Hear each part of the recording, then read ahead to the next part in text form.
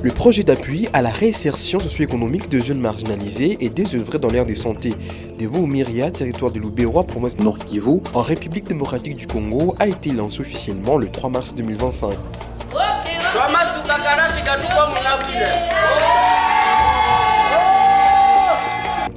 L'événement a réuni 438 participants, dont 9 autorités, 28 leaders communautaires et 407 jeunes apprenants.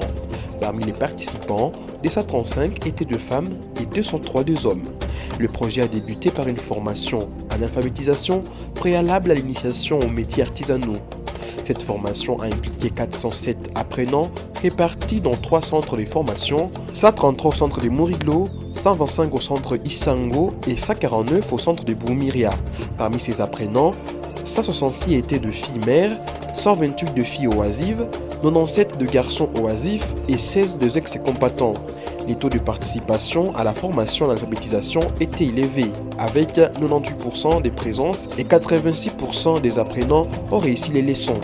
Dans les 7 villages du projet, 2 clubs d'épée ont été établis pour promouvoir la paix et la cohésion sociale. Ces clubs ont des espaces de formation, de sensibilisation et des discussions sur la promotion de la paix, l'agrobusiness et la protection de l'environnement. Au total, 259 membres ont participé aux activités de club, dont 135 femmes et 142 hommes. Ces clubs ont également permis de créer des caisses de solidarité récoltant $114 en mars 2025, dont $28 ont été utilisés pour des cas sociaux. Un aspect important du projet a été l'organisation des séances de sensibilisation sur la gestion pacifique du conflit.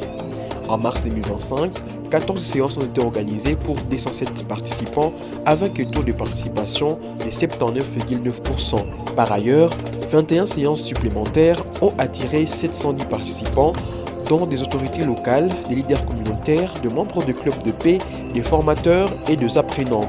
Ces séances ont sensibilisé la communauté de Boumiria sur l'importance du dialogue pour résoudre les conflits. Du 10 au 11 mars, un atelier de formation a réuni 114 personnes, incluant 37 personnes influentes et 49 membres du comité directeur de clubs de paix. L'atelier a couvert 6 thèmes majeurs: l'éducation à la paix, la gestion pacifique du conflit, la lutte contre les violences sexuelles et le VBG, la lutte contre le VIH-Sida, l'alcoolisme et la toxicomanie, ainsi que le droit humain. 648 dépliants ont été distribués à cet effet.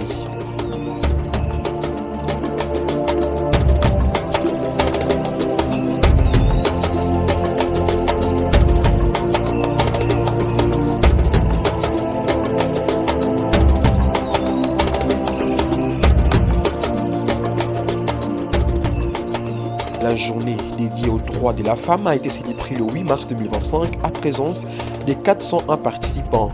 En outre, 3 troupes théâtrales composées de 51 membres, 29 filles et 29 garçons ont été formés pour sensibiliser la communauté sur la promotion de la paix à travers de sketchs éducatifs.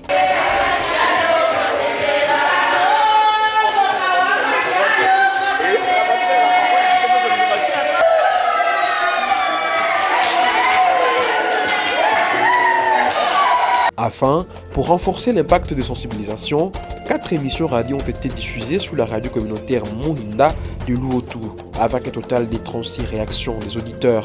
Les superviseurs du projet ont également effectué 70 visites de suivi pour évaluer les activités. En résumé, le projet a démontré un engagement notable envers la réinsertion des jeunes, la promotion de la paix et la cohésion sociale à travers des formations, des sensibilisations, des actions communautaires et la mise en place de caisses de solidarité avec des résultats positifs en termes de participation, d'engagement et de réussite.